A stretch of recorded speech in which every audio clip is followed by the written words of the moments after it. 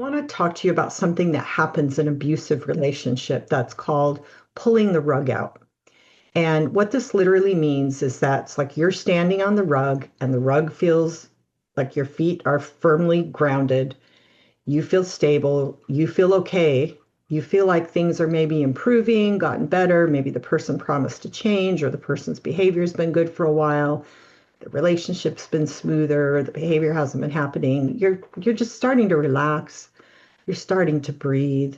You're starting to maybe believe that things might change, might be better. This is all very common in abusive relationships.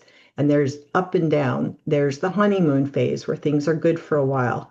There's the phase when things kind of, the abuser starts, the manipulative, abusive, narcissistic person kind of, it's nice for a little while, maybe to serve their own needs. Maybe they think that they're just letting go a little, not being quite as intense. So you start to feel comfortable. I have gone through this so many times. Start to feel comfortable, start to breathe, start to relax, start to believe in the hope of this being a healthy relationship. And yet, all of a sudden, the rug is pulled out from under your feet and you're either thrown down or you're thrown off balance and you feel it. It's a shock to your system. It's a like, oh my gosh, I don't know what just happened. You're an emotional shock.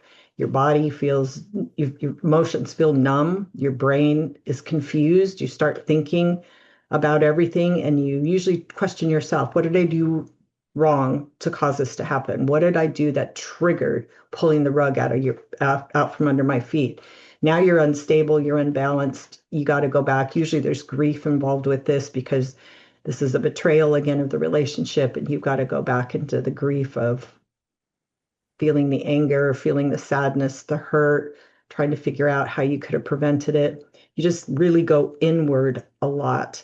This woman wrote and said, I am so disappointed. My husband and I had gotten to the place where things were better. I began to relax, expecting him to be reasonable and kind. It had been months since he had been hurtful. That's why it was a shock when I fixed a nice dinner and he refused to eat it, saying that I had been rude to him that morning. People that are abusive, narcissistic often take a small thing and take it wrong, or small thing and make a big deal out of it. I rehashed the morning, couldn't think of anything I had said that could be construed as rude. This was the pattern we had for so long. He would find something to get mad about and then start punishing me by withdrawing and refusing to listen to my explanation. It was like he was looking for an excuse to get mad. Sound familiar? I literally am in shock. I'm back to not functioning well. I am confused and second guessing myself once again. Will it always be this way?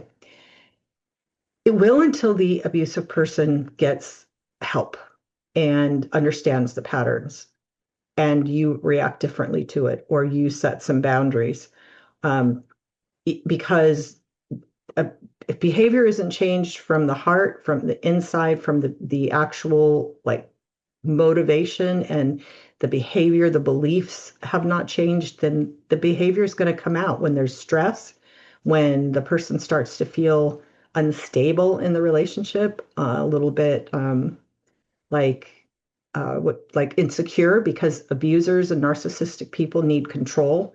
And when they feel like they're losing control or they feel like you're getting too confident or too independent or that you're, whatever that is, then they will purposefully do something to pull the rug out from under your feet, to lower your self-worth, to make you feel stuck, to make you feel like you're the fault, the problem. They'll blame you.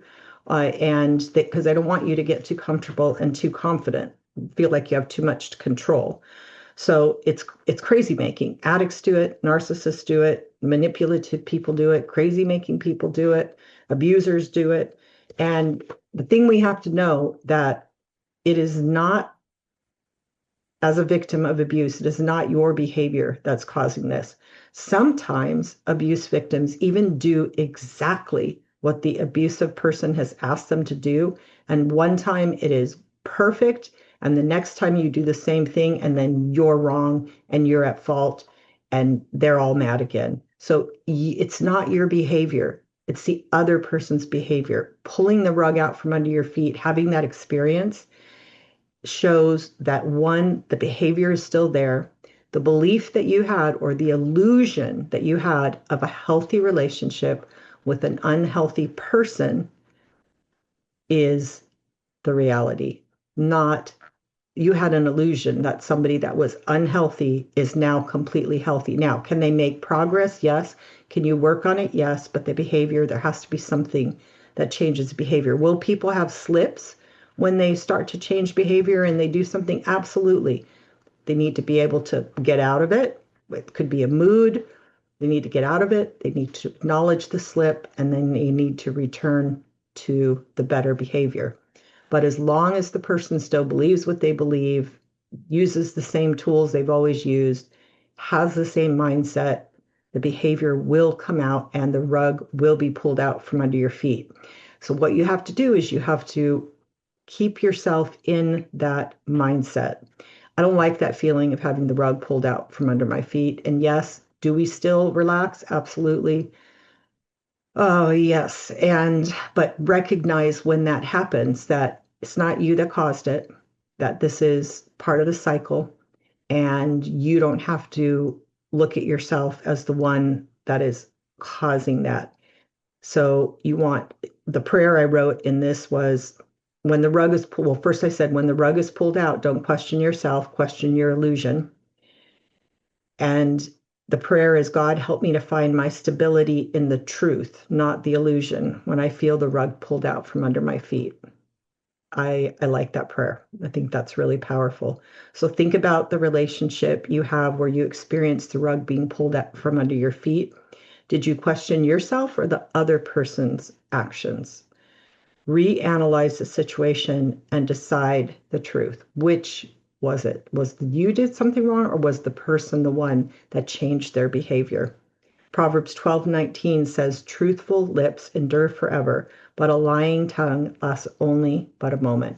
Somebody who's changing their behavior and really doing it for manipulative reasons or short terms and they're really lying about who they still are, it's going to come out. Isaiah 21:3-4 says, at this, my body is racked with pain. Pangs seize me like those of a woman in labor. I'm staggered by what I hear. I'm bewildered by what I see. My heart falters. Fear makes me tremble. The twilight I longed for has become a horror to me. That might have been a prophecy, I think, about Jesus. But that is that feeling of just being in shock of what's happening to you and having it affect you just to your very core. And that does happen in abuse. So hopefully this concept of having the rug pulled out from under your feet and questioning your illusion, not yourself, is a really helpful tool that you can use with abusive, manipulative, and narcissistic people. God bless you, and thank you for watching.